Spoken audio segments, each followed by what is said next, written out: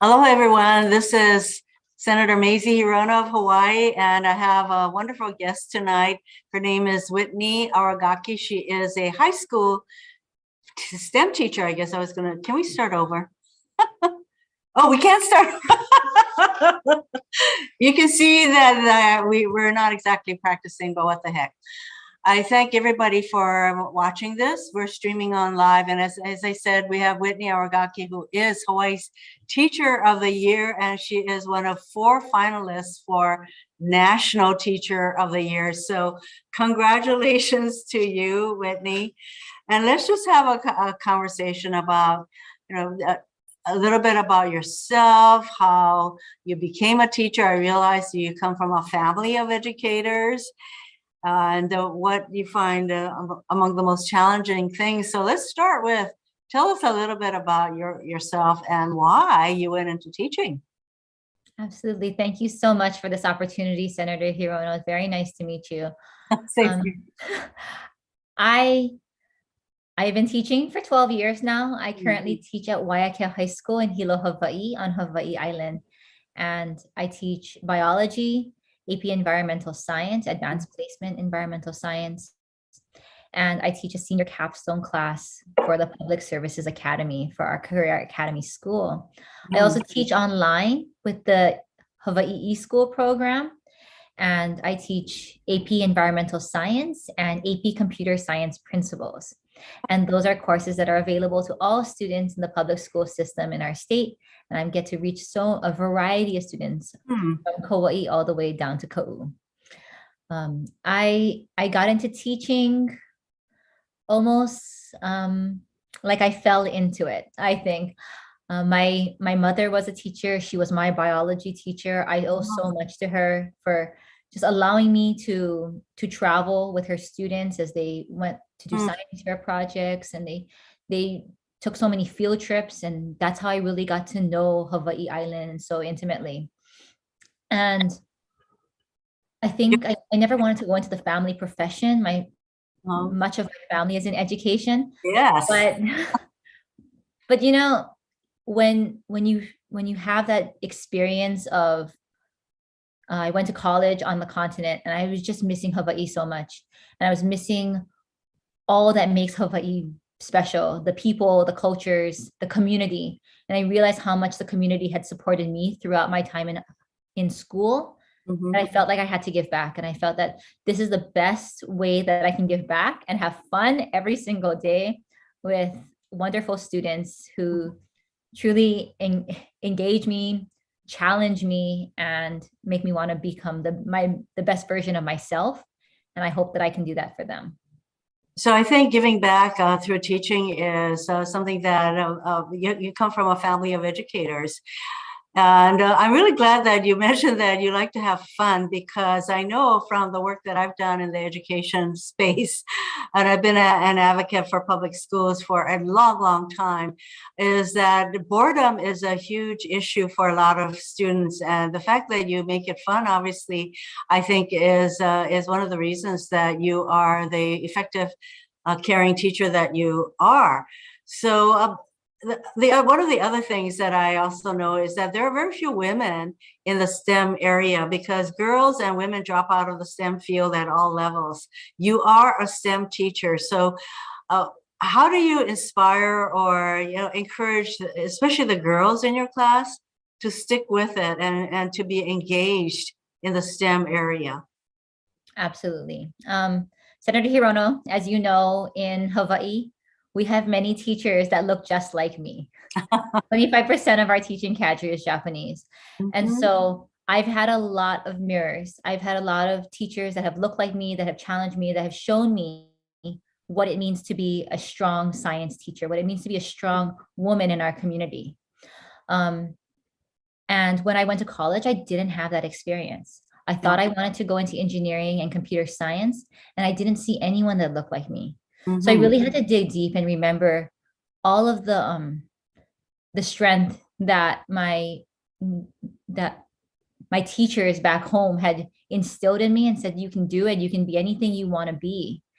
And while I didn't pursue engineering and computer science, it was just a little bit too much in that feeling othered, I think that I take that responsibility now to remind our students that they can be, and that we are going to strengthen them, we're going to uplift them, and we're going to be here whenever they need us.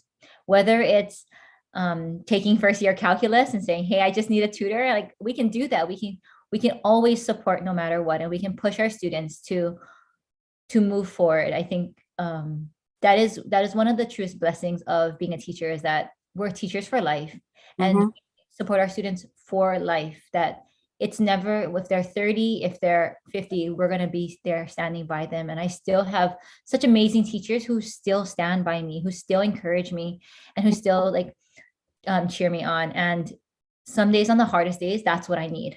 I need my own teachers. And when I encourage women in STEM, yes, encourage women in STEM, I think it's important that there's just representation, that they know that we're not trying to mold them into a man's world, that half of our STEM users, half of our end users of computers are women. So we should be creating technology for women, for people of color, for non-binary individuals, that this is our populations. We need to push forward and make sure that we don't create jobs again in the patriarchy, like we just break it down. Whitney, I think you would be shocked to know that back in the day when I was in high school, in fact, in intermediate school, I did not take any math courses after 8th grade algebra. And I did not take any science courses in high school.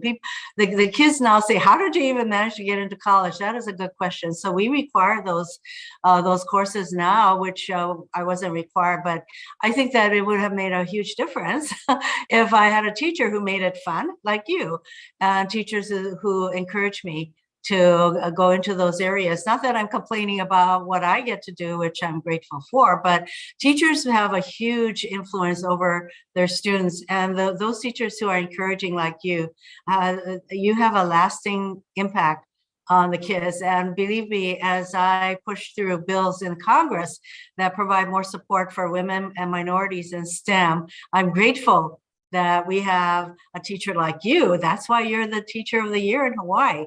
Teacher like you who sees the potential that we all have. And really, when we don't support women and minorities, we're losing half of the brain power, at least half of the brain power. So what's the most challenging thing for you as a teacher? And how did you manage the kind of teaching you had to change to during the time of COVID? So I mean, we really got comfortable with the word pivot, for sure. Like everything had to change, and our students had to just, go along for the ride. It was extremely challenging, but I think it rejuvenated my sense of why I do this. And it's not because it's easy. Teaching is something that is meaningful every day, and every day we make decisions that affect students' lives, for better or worse, we do. And I changing into the pandemic, I mean, it was, for me as a millennial, I loved it. That is what we always dreamed about, that we could do anything and we could be anywhere because of there's Zoom, and there's ways that we can connect without physically being together. But I know that the students didn't sign up for that. So we couldn't just automatically assume that they were transitioning as quickly as some of us were. But now I think that we have the flexibility. We're able to meet students where they are. We have greater internet connectivity because it has pushed us to push for equity and internet access. Definitely. And now we're really being able to see our way through with pushing more bills through state legislature with computer science, and getting more equitable access of computer science as well as computers into the hands of students.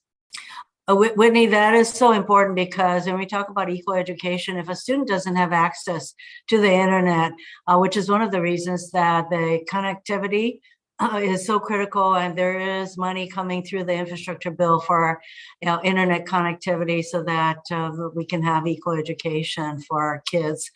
So were you able to keep the interest of your kids alive during the distance learning?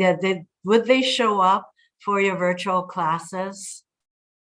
I would say that they started showing up more often throughout the day. I mean, my early morning classes were a little bit hit or miss, but whenever we had labs, whenever we did activities that we just say, find this in your house and let's see if we can do this activity together, Oh, they would show up, and that's fun, right? Like find the baking soda for you, find the eggs, find the vinegar. Let's do this, and let's just do it in our own houses, and then you can show your family what we're learning, because so often our families don't get to see the labs that we do.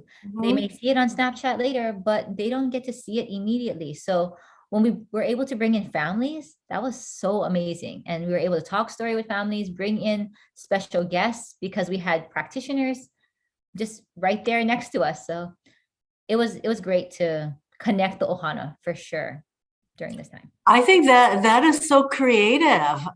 That sounds like so much fun to find stuff in your own house to do experiments or whatever it is. So it's really learning by doing. I think that is really one of the best ways. And it's not just what I would call seats, buns on seats. That is a very boring way to learn. And sad to say, much of my learning was like that. But I'm glad that we're becoming much more flexible and enabling teachers like you to really push and encourage the creativity among your students. And obviously, that is the best way for them to learn. Have you ever heard of a person named Jennifer Doudna? Of course I have, Yeah, yes. there you go.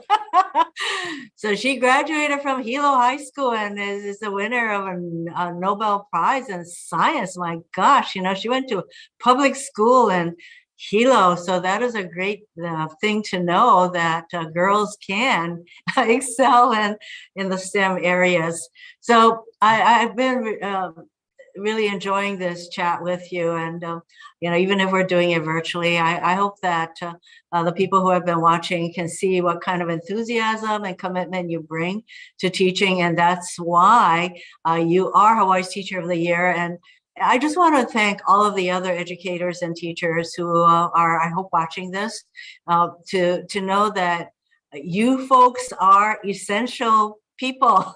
And we learned that really in no uncertain terms during the pandemic when all the children were at home and the parents were trying to figure out how to enable them to continue learning. Then I think there was major recognition, which should be translated into support that we're going to continue to provide for educators like you and for our students to learn virtually or any other way. So mahalo nui noa to you, Jennifer, my very best to you. And continue to be the great, inspiring teacher that you are. Aloha, everyone.